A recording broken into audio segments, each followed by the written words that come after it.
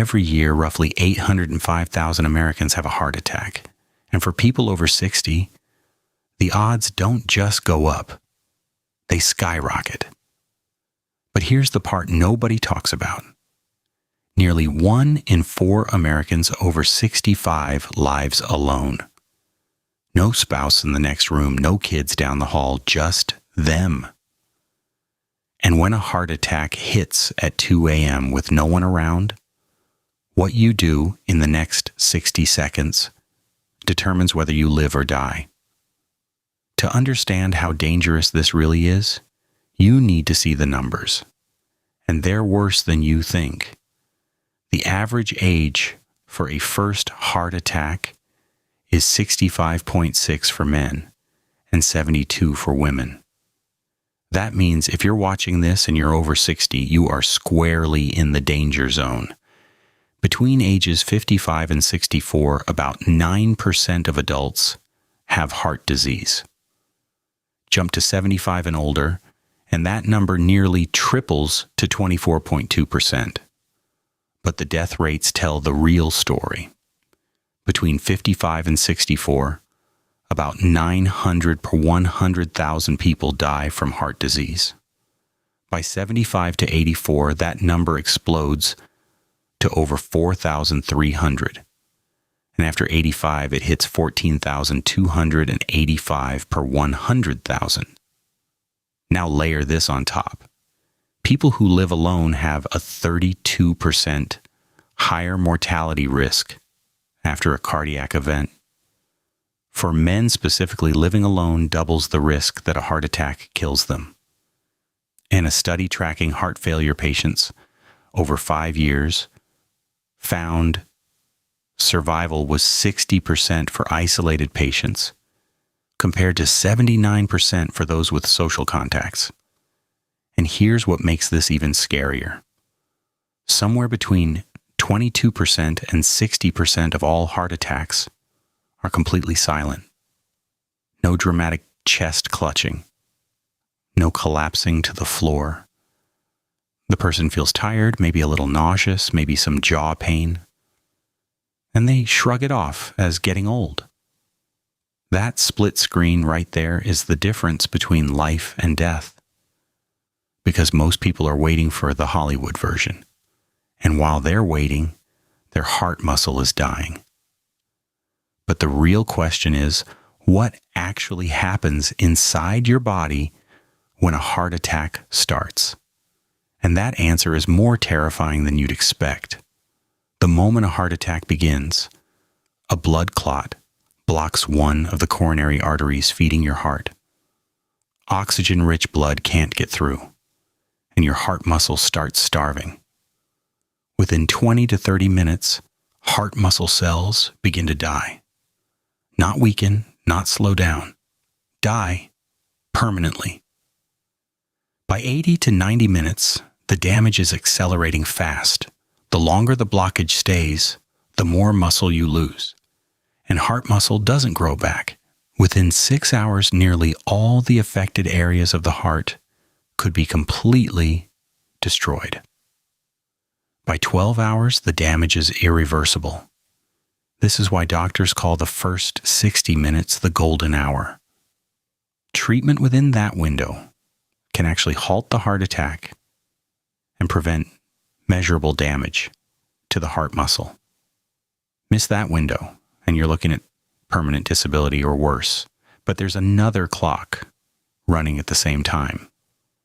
If the heart attack triggers cardiac arrest, meaning your heart stops pumping altogether, your brain has even less time. Within 1 to 3 minutes without blood flow, the brain can still fully recover. Between 4 and 6 minutes, permanent brain damage becomes likely.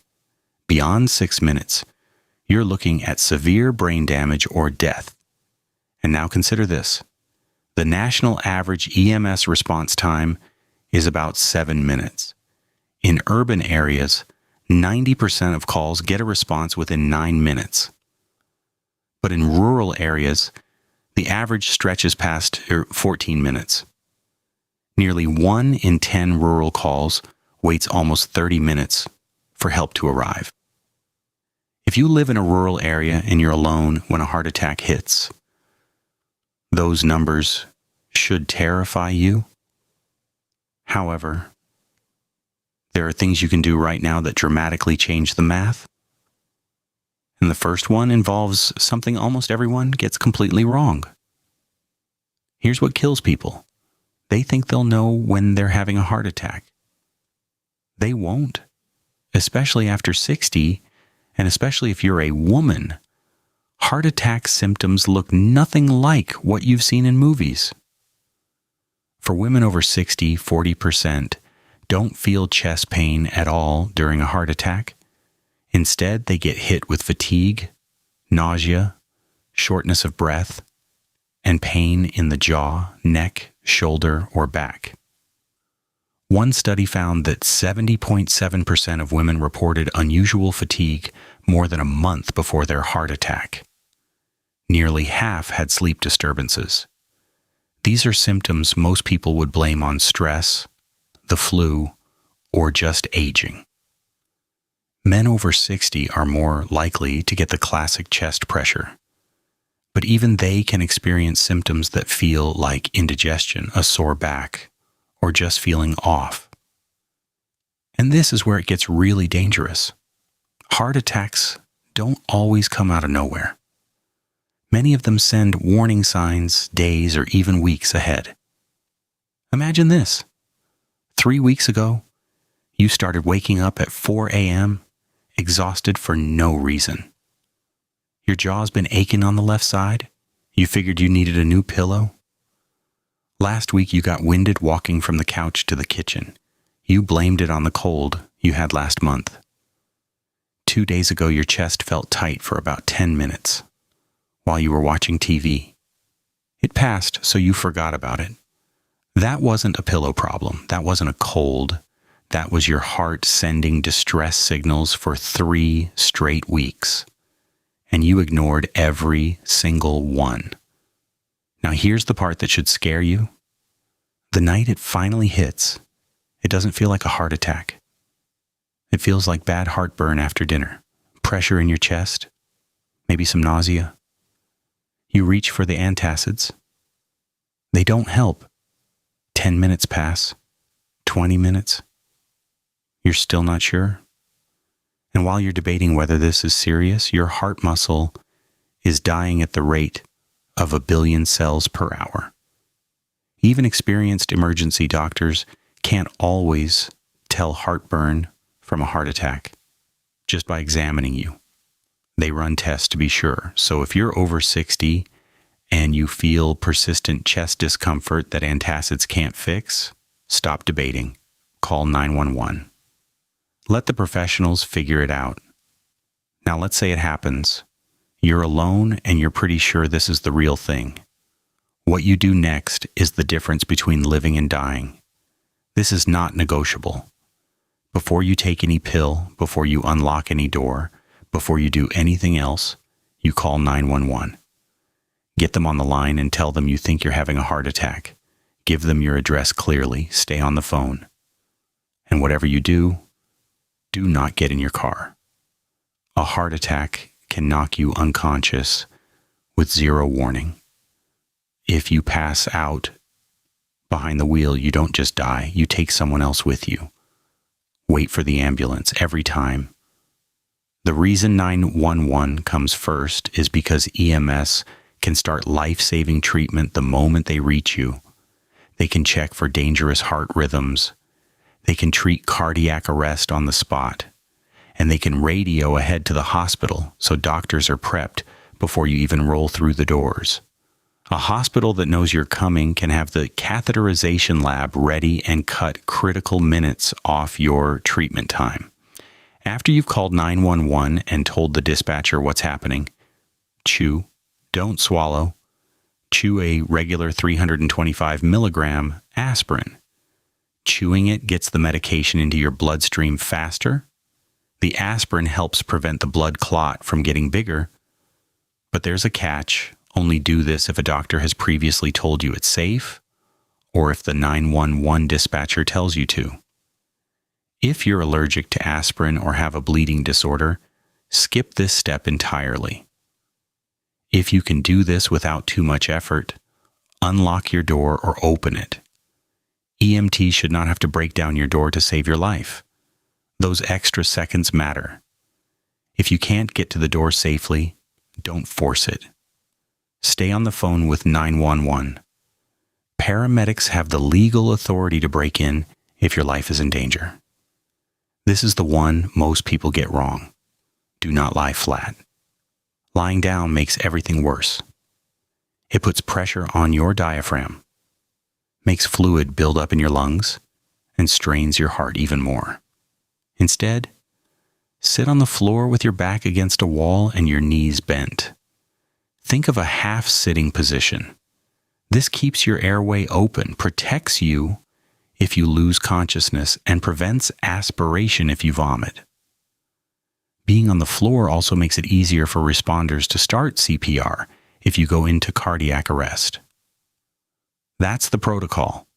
4 steps: call 911, chew aspirin, unlock the door, sit on the floor with your back against the wall. If you remember nothing else from this video, remember those 4 things.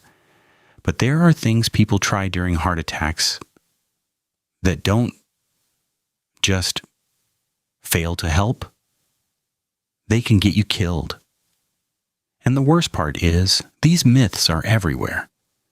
You've probably seen this one forwarded in a family group chat. If you're having a heart attack alone, cough repeatedly and deeply to keep blood flowing. It's been shared millions of times. It sounds like it could work. It's complete fiction. Neither the American Heart Association nor the Red Cross endorses cough CPR for heart attacks. There is zero medical evidence that it helps. The only time coughing is used in a cardiac setting is inside a hospital catheterization lab under direct medical supervision for a very specific type of arrhythmia. That is not your living room at 2 a.m. Every second you spend coughing is a second you're not on the phone with 911. And that distinction has killed people. Consider 2 people, both 68, both living alone. Both wake up at 3 a.m. with crushing pressure in their chest. The first one remembers that chain email. She starts coughing hard over and over. She tries to lie down and rest, hoping it passes. She takes a nitroglycerin pill her late husband had in the medicine cabinet. By the time she finally reaches for the phone, 40 minutes have gone by. 40 minutes of heart muscle dying. She makes it to the hospital. But the damage is catastrophic. Half her heart is permanently weakened. The second one grabs his phone immediately. He tells the dispatcher he's having a heart attack and gives his address. He chews an aspirin. He shuffles to the front door, unlocks it, and sits down on the hallway floor with his back against the wall. Paramedics are there in 8 minutes. They start treatment in his living room. By the time he reaches the catheterization lab, the blockage is cleared. He goes home 4 days later with minimal damage. The difference between those 2 outcomes wasn't luck. It wasn't genetics. It was knowing what to do and doing it immediately instead of wasting time on myths. But what if you could go even further? What if you started preparing for this moment tonight before it ever happens? Back in 1970, if you were over 65 and hospitalized for a heart attack, you had about a 60% chance of making it out alive. Today, that number exceeds 90%. Medicine has come an extraordinary distance. But medicine only works if you get to it in time. And getting to it in time starts with what you do tonight, not next week. Tonight. First, put a bottle of aspirin on your nightstand. Not in the bathroom cabinet. Not in the kitchen drawer. Right next to your bed, where you can reach it in the dark, half asleep and terrified. Second, open your phone right now and set up medical ID. Fill in your conditions, your medications, your emergency contacts. When paramedics find you, they can see this information on your lock screen without needing your password. That saves minutes. Third, look into a medical alert system or a smartwatch with fall detection. The Apple Watch automatically enables fall detection for users 65 and older. It can also flag irregular heart rhythms. For the cost of a streaming subscription, these devices give you a direct line to help when you can't reach a phone. And fourth, this is the hardest one, but it might be the most important thing you do all year.